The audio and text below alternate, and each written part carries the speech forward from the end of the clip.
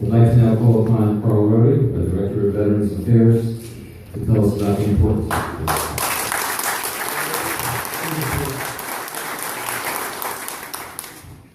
Good afternoon, everybody.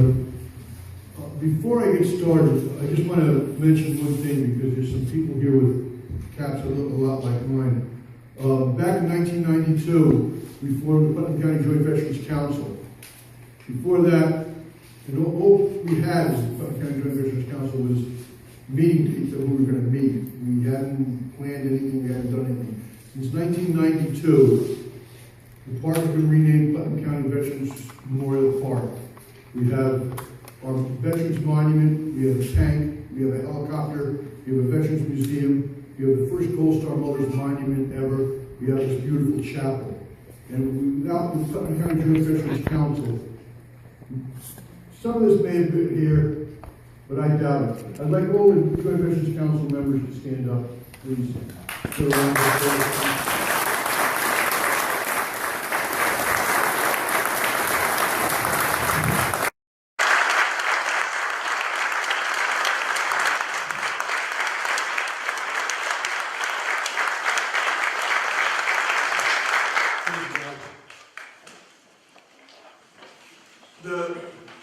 What was given to me was to explain D-Day and the importance of D-Day, and thanks to all the speakers before me, they've already done my job. But that's never stopped me before. While I was researching what to do, I came across a term that I was unfamiliar with. And I want to share it with you because what I try to do when I go around is have people understand veterans and the importance of being a veteran and what it means to be a veteran. One of the things a lot of veterans here, and a lot of you have heard of post-traumatic stress disorder. Now this may seem an odd place to start off talking about D-Day. But it's come a long way, post-traumatic stress disorder. It shouldn't even be called disorder, but it's come a long way. In World War I, it was called shell shock. In World War II, it was called battle fatigue. And I read an article today, today I read an article, 2 days ago I read a different article, that had a different name in the Civil War.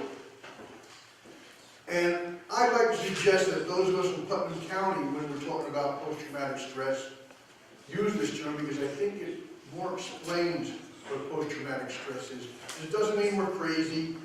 It doesn't mean that we should be hidden from children or locked in a closet by our wives. It has to do with our experiences of being a veteran, which is unlike the experience that anybody else had.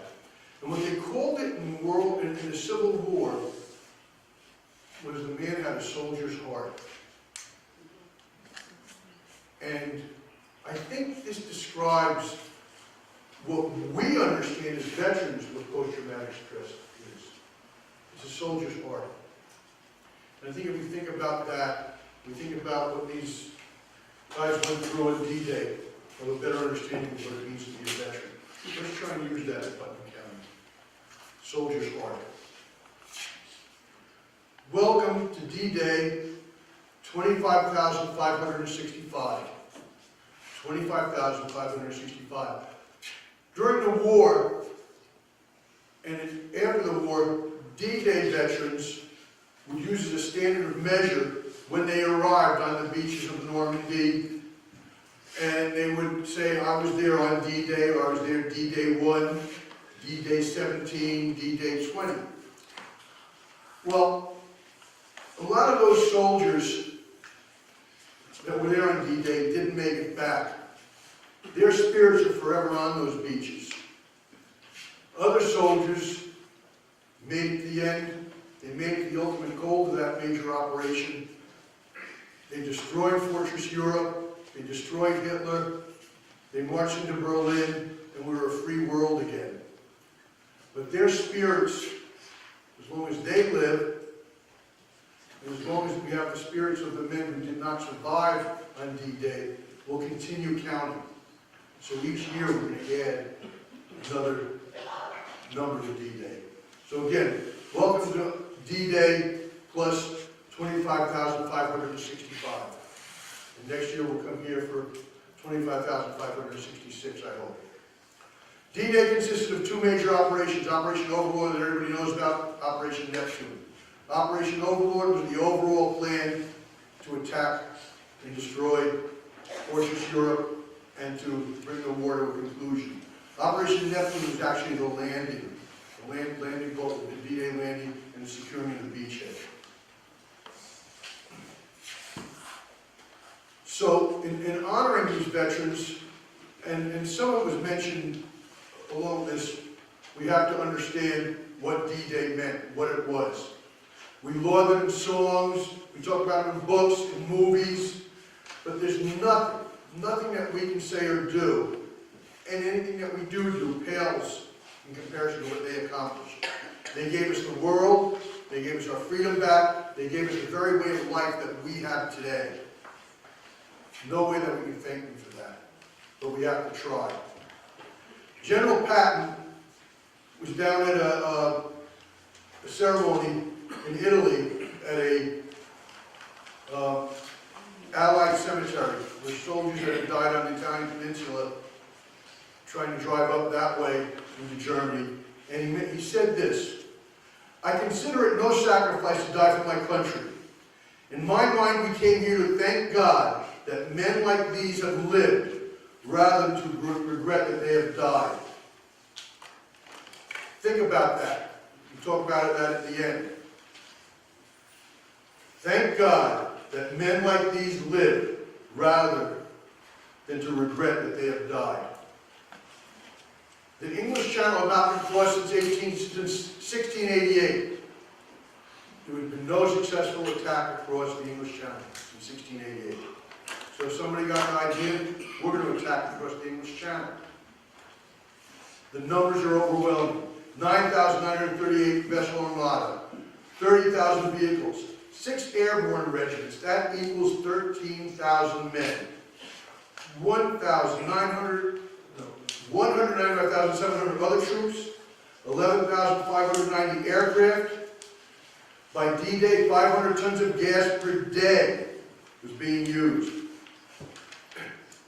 One planning showed that they, for the first 4 months after D-Day, they thought they would go through 3,486 long tons of soap. So I guess you guys are planning on keeping it real clean when they make it. That's a lot of soap. I don't care what you're doing. But they had a term, if anybody ever saw the movie Saving Private Ryan, they use the term every once in a while, FUBAR. All the veterans are saying, FUBAR meant, because there's mixed company children. Okay, fouled up. Yeah, right. Fouled up beyond all recognition. In a lot of ways, that's what D-Day was. In Utah Beach, few arrived on time, none at the designated locations. Omaha Beach, the Allied bombers, because of the overcast, missed every target. That left elite German units intact. We could just mow down the soldiers if they were coming off the landing craft.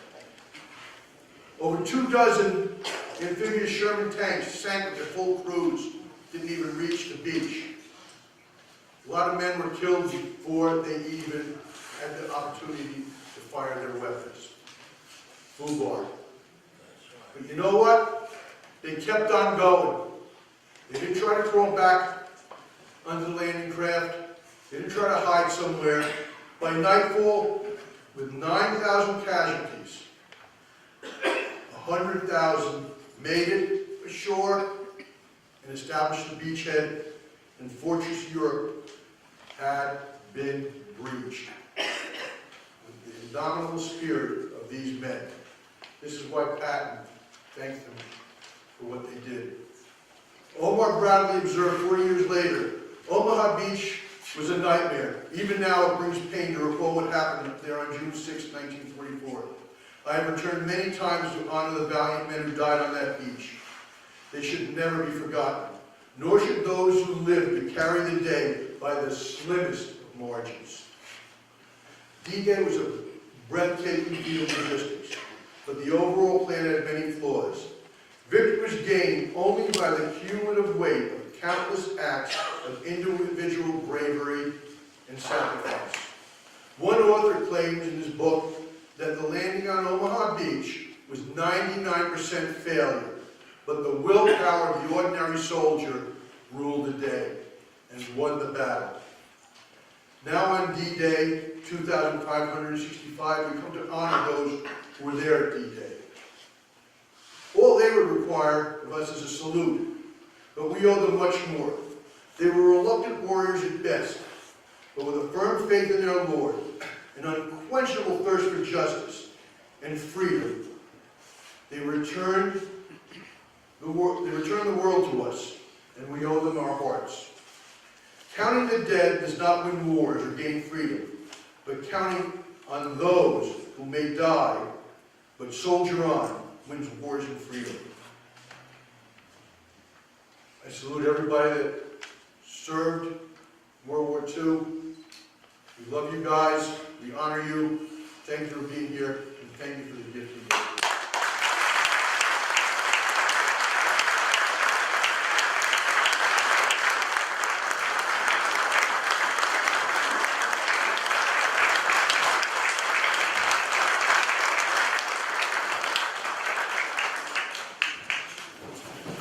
I just said to Carl that one good place explains it and says it the way he does. Thank you. Has FUBAR been overtaken by snafu? Pretty similar.